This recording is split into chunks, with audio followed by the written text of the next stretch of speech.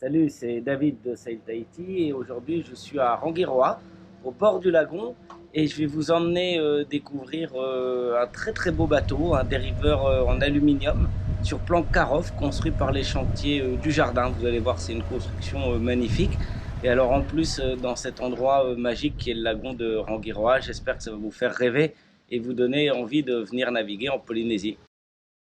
Noah, c'est un dériveur en aluminium très très bien construit avec un très haut niveau de qualité de fabrication et de finition et qui est préparé pour vous emmener n'importe où dans le monde, à la fois par sa solidité, son plan de voilure de cotre qui est très facile à régler et puis tous les systèmes qui sont tous redondants. On a par exemple un système de pilote automatique et un régulateur d'allure. On a deux VHF fixes et une portable, une antenne différente pour la VHF et l'AIS. Voilà, tous les systèmes sont doublés pour permettre de naviguer complètement en sécurité.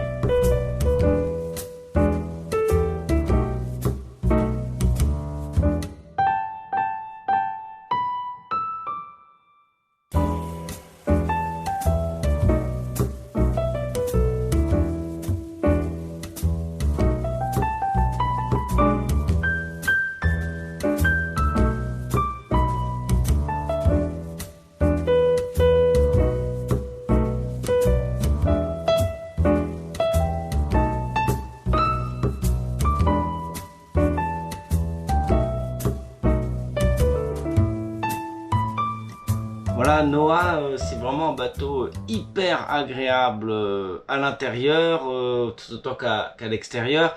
Mais vous voyez, quand on a la table du carré, on a tous ces hublots, puisqu'on a 9 hublots et 10 panneaux de pont fixes. Mais donc tous ces hublots et ces panneaux qui nous donnent une vue sur tout le lagon. Là, on est au mouillage à Rangiroa, devant la passe de Tiputa, et on a une vue magnifique depuis l'intérieur du bateau. C'est quelque chose qui est très rare chez les monocoques. C'est le concept de Pilot House, et c'est vraiment réussi. Ça donne le sentiment d'espace et la vision du plan d'eau qu'on peut avoir sur un catamaran, tout en ayant les avantages d'un monocoque, et notamment la solidité et le côté marin, et ça particulièrement sur un bateau construit en aluminium très solide comme Noah.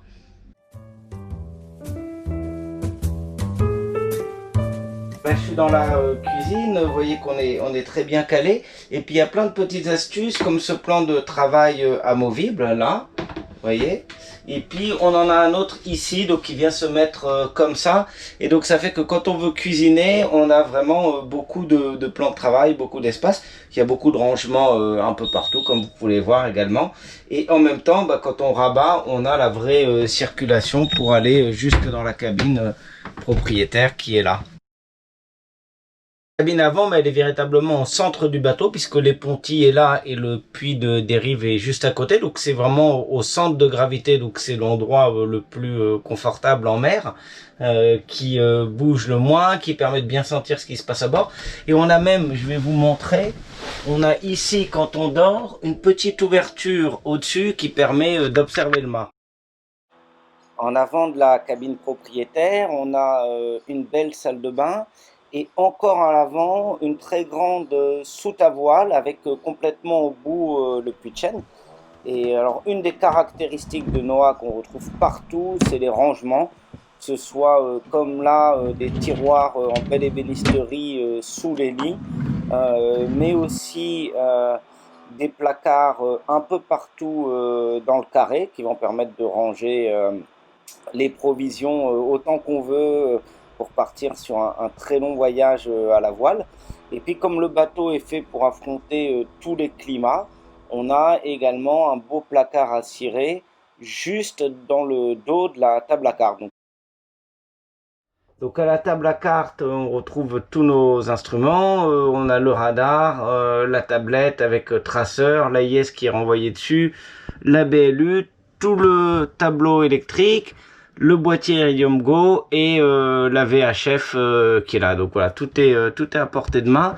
Et puis on a une vue sur tout ce qui se passe autour grâce à tous ces hublots. Donc il y a 9 hublots dans le bateau, ça fait beaucoup d'aération, plus une dizaine de panneaux ouvrants, et puis ça donne cette vue où on observe tout ce qui se passe depuis l'intérieur. Voilà, et donc dans la soute technique, on a également accès directement au moteur qui est là, à notre petit groupe électrogène essence, et puis à la plupart des systèmes électriques. Vous voyez, donc c'est une vraie soute technique. C'est super bien fait, et puis très très propre en plus, et avec de l'espace pour travailler. Une vraie porte étanche qui ferme le carré, donc c'est vraiment voilà, avec des vrais taquets pour fermer complètement étanche, et en même temps qui est transparente, donc on peut être à l'intérieur complètement protégé et en même temps voir ce qui se passe dehors.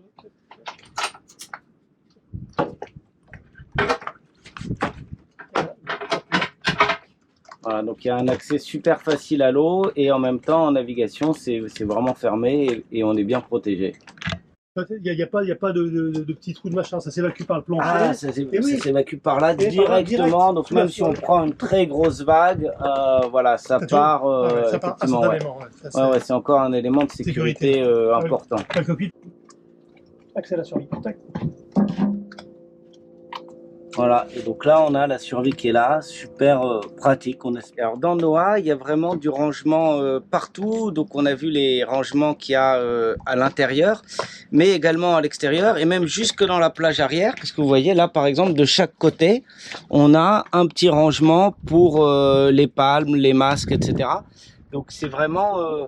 où qu'on soit dans le bateau, on a de quoi ranger ce qui traîne, ce qui permet d'avoir un cockpit complètement dégagé quand on est en navigation.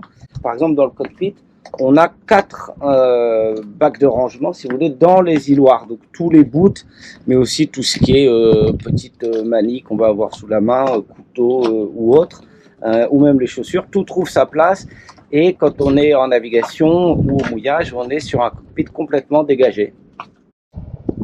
Et vous voyez toute l'aération et la luminosité dont je vous parlais quand on était à l'intérieur, on le retrouve avec les dorades d'une part, et puis tous ces hublots, les panneaux fixes et tous les hublots ouvrants qu'on a un peu partout, et donc ce qui permet une vraie circulation de l'air.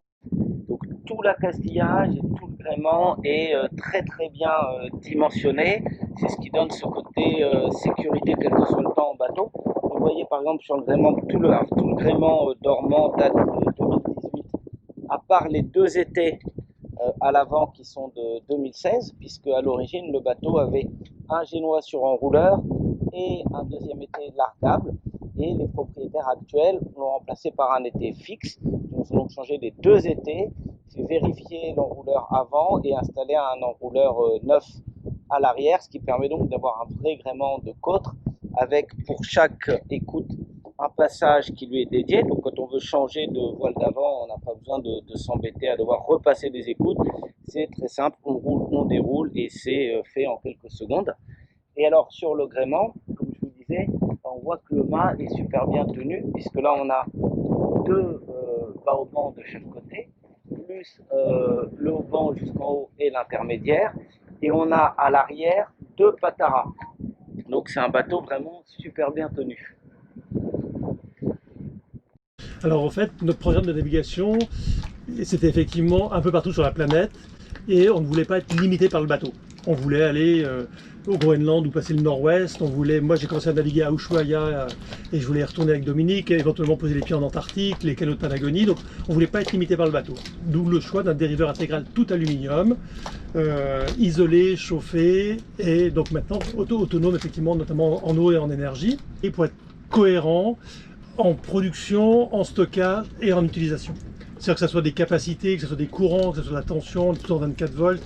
On a donc des panneaux solaires, une éolienne, 2 alternateurs sur le moteur, un petit couple électrogène, une grosse capacité de stockage avec 4 batteries de 220 Ah, ce qui nous permet de débiter aussi du courant quand il y a besoin, parce qu'on a des salles simples entre guillemets en termes de technologie, avec plus de 1 kW installé, donc on débite 40 ampères, 45 ampères, et on est à peine à 10% de la capacité des batteries. Donc tout est étudié effectivement pour qu'on soit Donc autonome et du coup économe.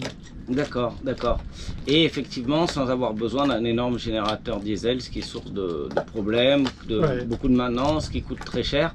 Là, en fait, tu as juste un générateur essence Ouais. d'appoint, donc tu te sers occasionnellement si il y a ni vent ni soleil, voilà. Ouais, voilà. En fait, il n'a pas tourné depuis un petit moment. On le démarre. Alors c'est groupe essence, donc ça va bien, ça démarre tout seul. Mais il y a longtemps qu'on n'en a plus besoin. D'accord. Oh, mais, Et tu as deux gros alternateurs sur le moteur. Donc dès que tu fais du moteur, tu charges beaucoup. voilà, donc il y a un alternateur qui est dédié à la batterie moteur. Ouais. Et puis le second alternateur qui concerne les batteries de servitude et les batteries gain d'eau propulseur d'étrave. D'accord, d'accord. Et alors, donc le bateau, il est en 24 volts et tu as un système de réducteur de tension pour alimenter tout ce qui est électronique en 12 volts. Alors oui, il y a encore quelques équipements en 12 volts. On a des petits réducteurs de tension Victron tout neufs. Ouais. Donc 4 réducteurs à chaque fois. Ce qui permet, plutôt que d'avoir un seul réducteur, d'abord ça permet d'isoler le circuit. Et puis en cas de besoin, s'il y en a un qui lâche un jour, on en a encore 3 et on peut toujours s'arranger pour dépanner. D'accord. Et donc tout ça, tu l'as installé entre 2016 et 2018, entre le moment où vous avez acheté le bateau Oui. et le moment où vous êtes parti en grand voyage. Vous avez fait un gros refit. La coque était en parfait état. Mais tu as augmenté la facilité de manœuvre avec les deux voiles tout le temps à poste et puis Oui. refait notamment tout ce qui est électricité et électronique à bord. Électricité électronique, on a rechangé là aussi tous les bloqueurs, tout le gréement dormant, le gréement courant. Oui, le bateau, oui, c'est une mobilette. Ouais. Non, c'est un bateau qui va vraiment bien. Et sur la partie électricité électronique, on est globalement ouais, tout avec des équipements neufs ou quasiment neufs. Les derniers équipements étaient installés à Papeete encore, D'accord. donc au mois de juillet. Donc voilà. Et voilà, donc là c'est la fin de la journée, le soleil qui va bientôt se coucher à Rangiroa et à bord de Noah, on a ce cockpit vraiment super accueillant, très bien protégé avec tous ces bimini très récents. Et puis c'est un bateau très large, avec tout l'espace qu'on a, c'est assez incroyable et alors à cette heure de la journée, c'est magnifique.